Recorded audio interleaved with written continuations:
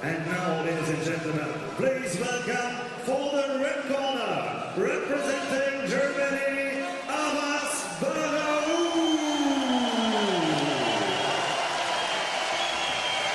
Well, what a reception for Abass Baraou, the 22-year-old who comes to the ring as the reigning, defending 2017 European Championship gold medalist and the 13th ranked boxer in the world, installed as the tournament number 6 seed here, preparing for his third bout of Hamburg 2017, and he has been sensational so far.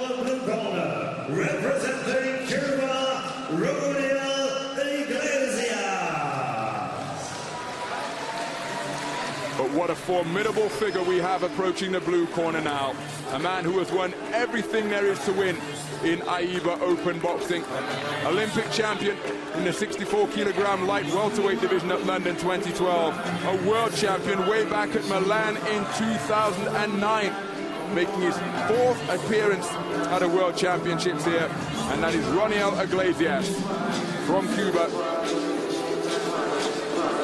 29 years of age now, but still at the top of his game. Abass Baraou with a unanimous point decision win over the experienced operator from Mongolia, Tufshinbat Biamba, at the quarterfinal stage.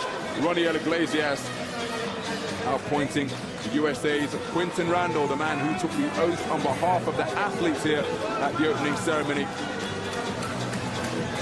at Hamburg 2017, a repeat of the victory he had in the gold medal bout of the Continental Championships in Tegucigalpa, Honduras. Well, this promises to be a fascinating affair because Abass Baraou sets a terrific work rate, and Roniel Iglesias, one of the most composed boxers in the world. We're underway. Boxers from Germany and Cuba contesting this one. The man wearing red immediately trying to get onto that front foot is Abass Baraou, the reigning European Championship gold medalist. The boxer wearing blue is his continental counterpart. Roniel Iglesias from Cuba took his 4th America's Championship gold earlier this summer, but he has won so much more on the global stage as well. He's the reigning Pan Am Games champion. He's the 2012 Olympic champion and took World Championship gold in Milan 2009. Wonderful punch picker and so composed and adept at boxing in just about any style. I think the key for Iglesias here, Ronald, is the movement again. If you hold your feet against Baraou, we've seen him time and again just walk his opponents down, gets them to hold the feet, and he really works at a terrific tempo, this German boxer. But Iglesias, he's been an Olympic champion. He really is quality, the Cuban. And he's got to show that quality here. He's got to hit and move. But it's the way you move also. If you move on in a straight line going back, that encourages Baraou to come forward. Judges like to see that, a boxer on the front foot. So against him, you've got to hit and move, but try and move around him and don't concede the ground, but try and hold the centre of the ring. But you've got to match him for work rate because he just keeps coming.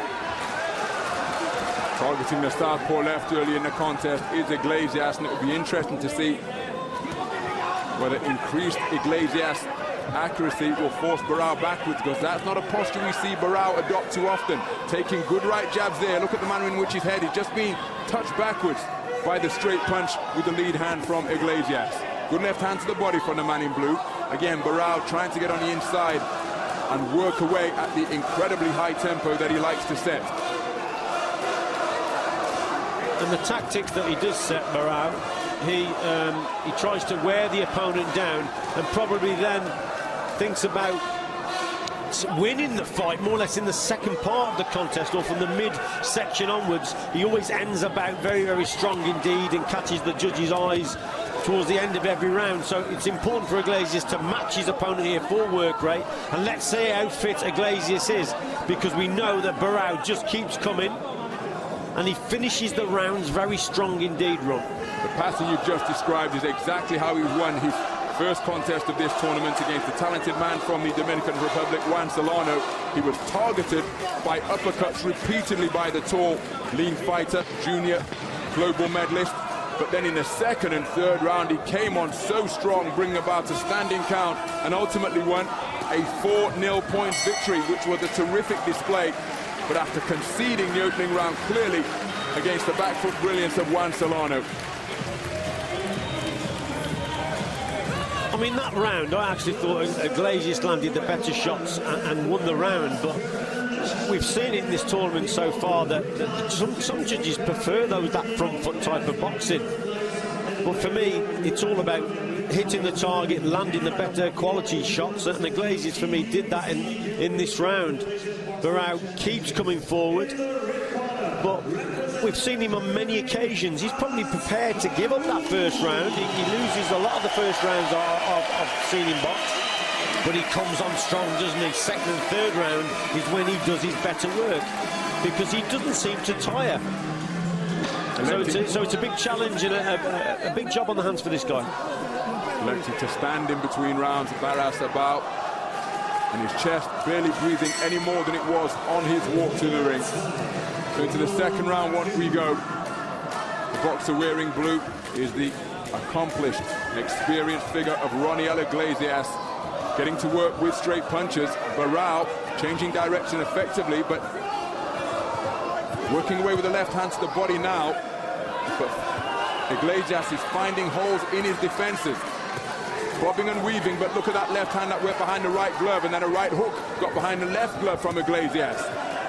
So point-scoring punches being landed by the tournament #2 seed. Oh, a couple of good right hooks have gone in here from Iglesias. Lovely boxing again. It's the accuracy again from the Cuban. It's the better quality punching, Ronald, from the man in blue, I think. The volume is from the German, keeps coming forward, throwing lots of punches, but the quality, the actual punching, is from the Cuban. And interestingly, it's not incessant forward movement now from Baraou. He's trying to get onto that front foot, but the volley of punches that he's catching, with his head, I hasten to add, are just stopping his forward momentum, and increasingly he's been held to hold his feet, and then he has to overcome inertia and come again. Terrific punch picking to begin this second round from Iglesias. There's evidence of it once more. Baraou forced backwards, and he has to close the distance, taking a gulp of oxygen and get onto that front foot once more. Dipping beneath those shots effectively, but again his head is swiveled sideways by a neat southpaw right jab from Iglesias. Well, we rarely see an opponent of Baraou's boxing like this, because normally Baraou is actually pushing the opponent back, but here Iglesias has changed his tactics slightly here. He's holding his feet, but he's catching his opponent with better punches, matching him for work rate. Look at that for a shot, and another one.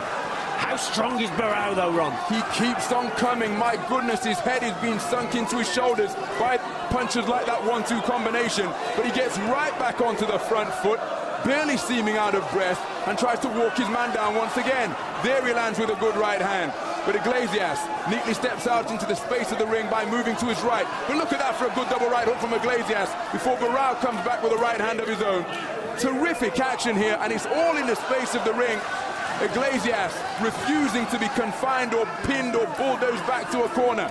Beautiful movement from the waist to dip underneath the shot, and then again stepping off to his right. And again, good movement from Iglesias, not exactly moving backwards like I said before. He's moving around his opponent, holding the centre of the ring again. That's what we spoke about earlier, and he's just demonstrating that there. Closing seconds of the second round, where Iglesias has met his man head on, and Baraou hasn't been able to employ his trademark non-stop forward movement, because he has been stopped in his tracks repeatedly by volleys of punches like that from Roniel Iglesias. Terrific second round of punch picking from the 2012 Olympic champion, but this man is difficult to discourage, but wonderful display from Iglesias in round 2. I thought that was excellent boxing from Iglesias. He literally gave his opponent a bit of his own medicine, if you like. Matched him punch for punch. Better quality work was definitely from the man in blue. Baraou just keeps coming. We know all about him. Very strong indeed, determined. Good shot there from Baraou. But I thought Iglesias chose to stand and trade, but the better quality shots came from him in that round. How much has that taken out of Iglesias? Because he really did have to up the work rate there to match Baraou. We know Baraou is fit, he keeps coming. how fit is the Cuban? We shall find out. It's interesting you make that observation, Richie. More on why in a moment. So into the third and final round we go. Roniel Iglesias worked incredibly hard during the course of the second stanza, standing flat-footed on occasion and moving sideways and around Baraou, but landed with terrific volleys of punches. And the interesting observation you made about the conditioning of Roniel Iglesias, Richie, in the 5-round format of World Series boxing, where he has experience from seasons 4, 5, 6, and 7. I saw him get drawn into a dogfight against Serhii Barchuk of the Ukraine Ottomans from Ukraine in season 6, and he ended up losing that contest when it became a really attritional affair, and the man from Ukraine set a tempo that he couldn't live with. This is 3-round boxing, of course, but he did expend an awful lot of energy in that second round, keeping the man in red at bay. And one thing we know about Baraou is that he will keep on coming all contest long. Good right hook, though, from Iglesias.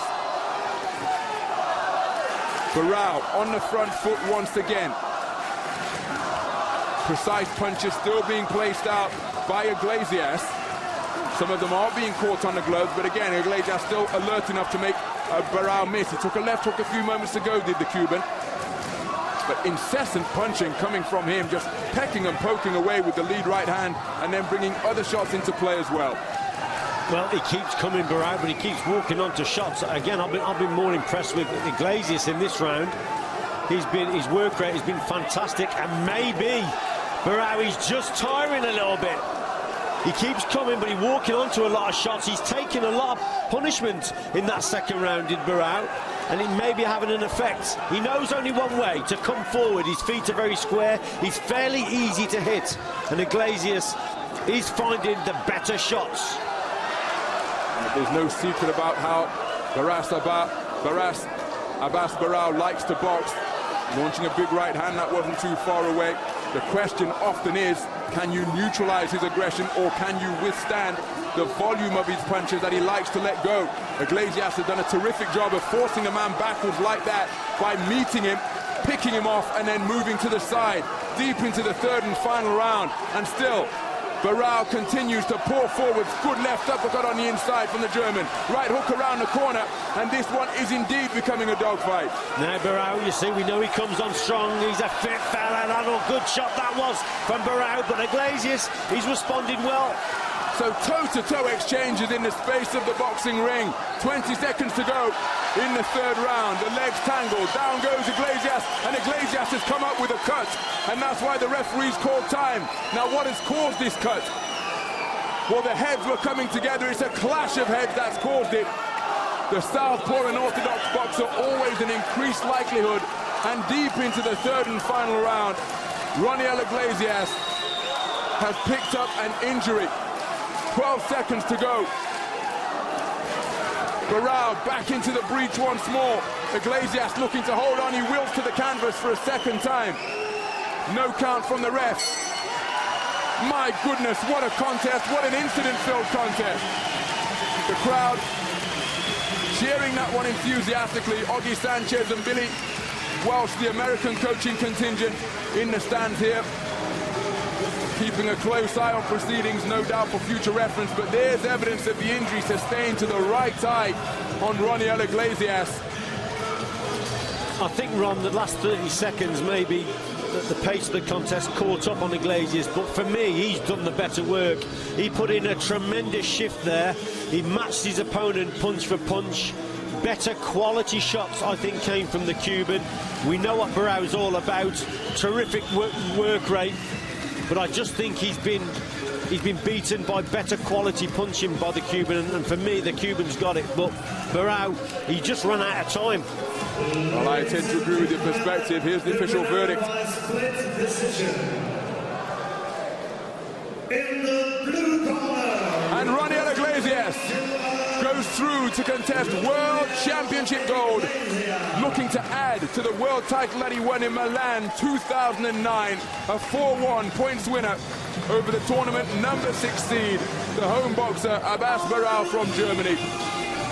competing in his first Senior World Boxing Championships here, and the reigning European Championship gold medalist completes what has been a fantastic summer by coming away with World Championship bronze in this, his first appearance at a global tournament. A terrific display by him.